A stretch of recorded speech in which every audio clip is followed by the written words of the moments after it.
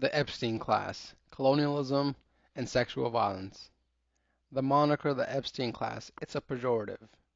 It's a disdainful way of referring to the Western elite that's used now in the West and amongst the global majority. But like almost everything else, the two groups see this differently.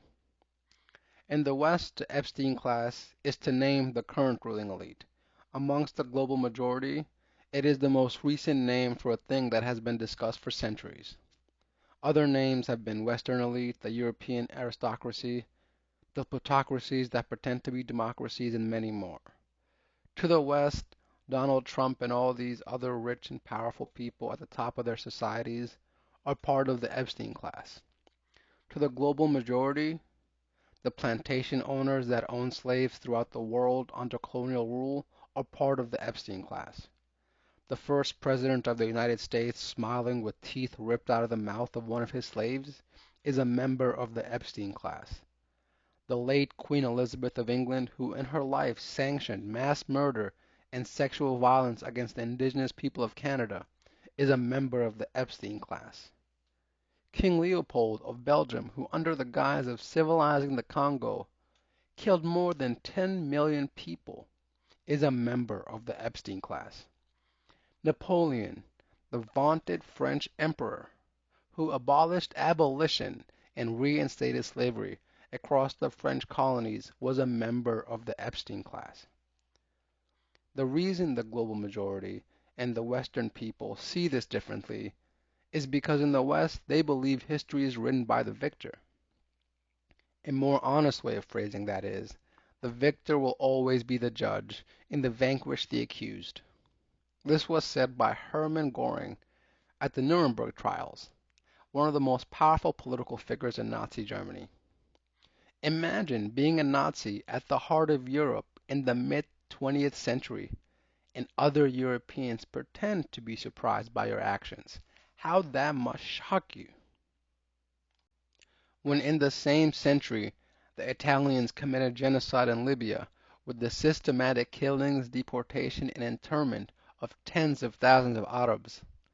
In the same century, the French pacification of Indochina that was based around targeted massacres of civilians, systematic sexual violence, and torture.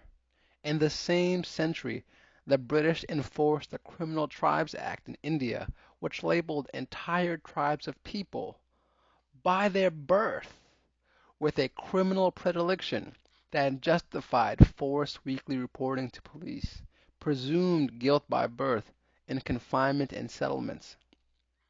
It must have been shocking to be Göring as he looked across the room at the Nuremberg trials to see all these European faces responsible for very similar atrocities, the only difference being that the other atrocities happened to brown and black people. What could he say in response to them? But the victor will always be the judge, and the vanquished the accused. He wasn't taking responsibility for the atrocities of Nazi Germany. He was calling them hypocrites for not taking ownership of their own atrocities. I'm sure he must have felt righteous as they hung him. Every generation of Western leaders since the beginning of colonialism has been part of the Epstein class. The difference is, for centuries, Western elites had to travel across the world to far-off lands and islands to commit their crimes, so their populations can pretend they don't exist. Now capitalism has given the Western elite the ability to rob wealth so efficiently that instead of sailing to an island to commit their crimes, they just buy one. But those crimes don't exist only at the top of the Western social order. They exist in every class. They're just limited to that class's means. I have friends from Thailand, the Philippines, the Caribbean, and many more who have told me in voices with dark currents running beneath them about the European and American tourists that come to their shores. How they walk through the cities picking out sex workers with the same reckless abandon you see children pawing through toys in a toy store. These tourists aren't billionaires. The vast majority aren't millionaires. They're people who save to be able to afford a vacation.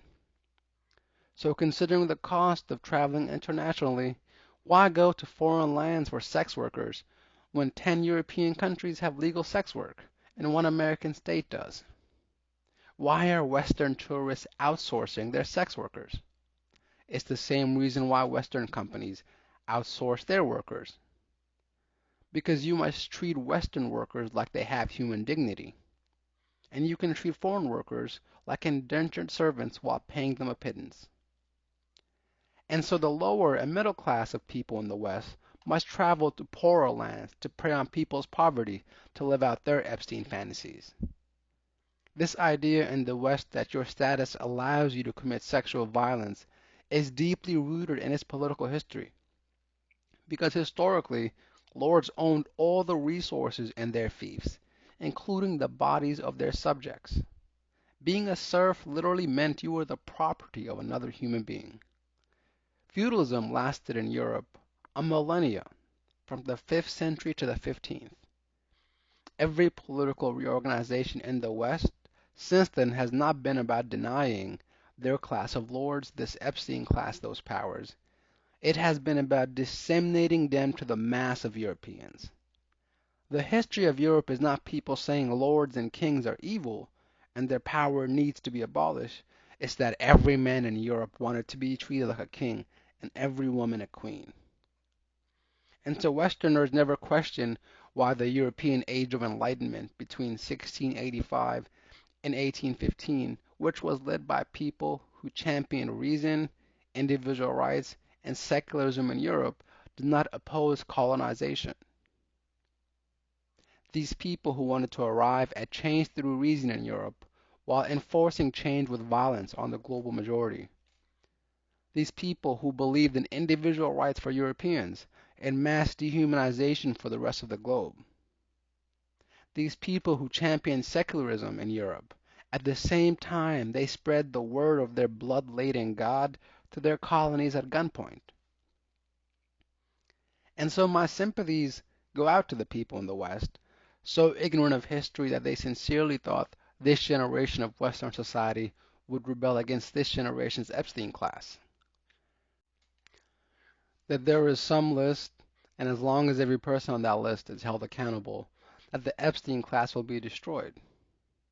Some people really do believe that. But the majority of people aren't just lying.